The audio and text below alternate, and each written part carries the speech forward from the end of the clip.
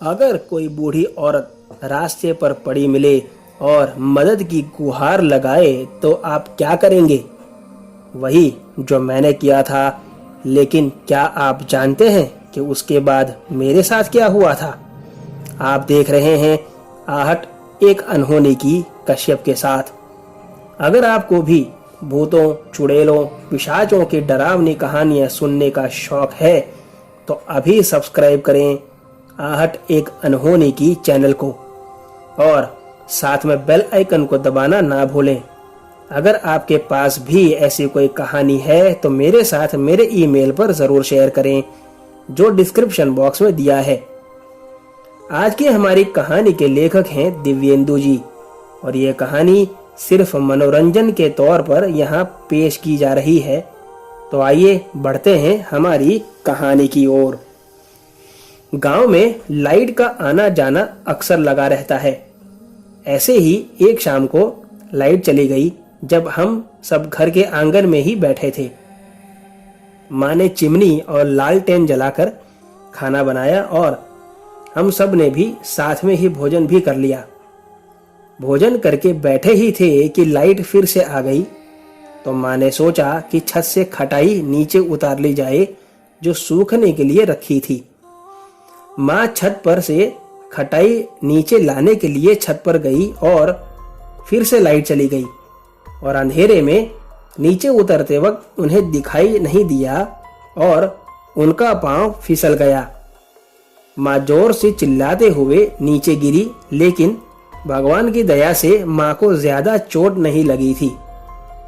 फिर भी दर्द की वजह से उनका हाल बेहाल था। पिताजी ने मुझे पेन किलर और कुछ दवाइयाँ लेने के लिए मेडिकल स्टोर भेजा जो घर से करीब 4 किलोमीटर पर था। मैंने तुरंत साइकिल उठाई और मैं रवाना हो गया। मेडिकल स्टोर से दवाई लाते लाते काफी जोरों से हवा के साथ बारिश शुरू हो गई और काफी तेज बारिश हो रही थी। मैं भीगते भीगते घर आने के लिए तेजी से साइकिल चला रहा था।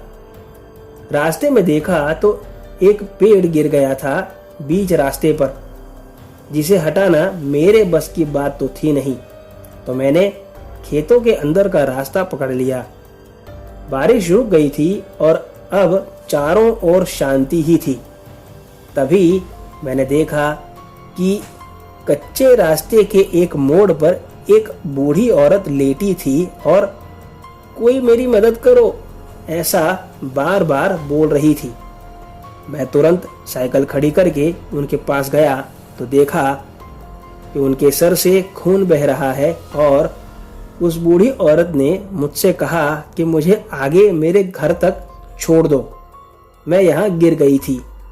मैंने उनको बिठाया और साइकिल चलाना शुरू किया। कुछ दूर तक तो सब ठीक ही था। फिर ऐसा लगा जैसे साइकिल में पीछे कोई हाथी ने पांव रख दिया हो। साइकिल 1 इंच भी आगे नहीं बढ़ रही थी।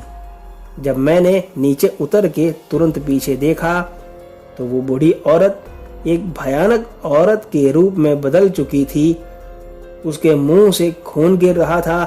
लाल लाल खून से सने दांत थे, नाखून बड़े थे और वो खुले बालों में वो साक्षात मौत लग रही थी और उसकी वो हंसी मेरे होश उड़ा रही थी।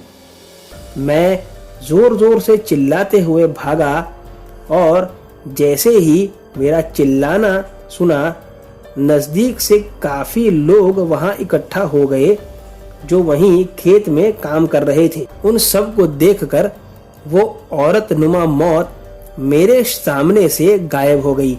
मुझे उन लोगों ने सही सलामत दवाइयों के साथ घर तक भी छोड़ दिया था। आज भी मैं यही सोचता हूँ कि अगर उस वक्त वो लोग मेरी मदद के लिए नहीं आए होते तो ना जाने मेरे साथ उस दिन क्या हो जाता। तो आज की कहानी में बस इतना ही। अगर आपको कहानी पसंद आई हो तो वीडियो को लाइक और चैनल को सब्सक्राइब जरूर करें। तो मिलते हैं अगली कहानी में, तब तक स्टे ब्लेस्ड। Thank you.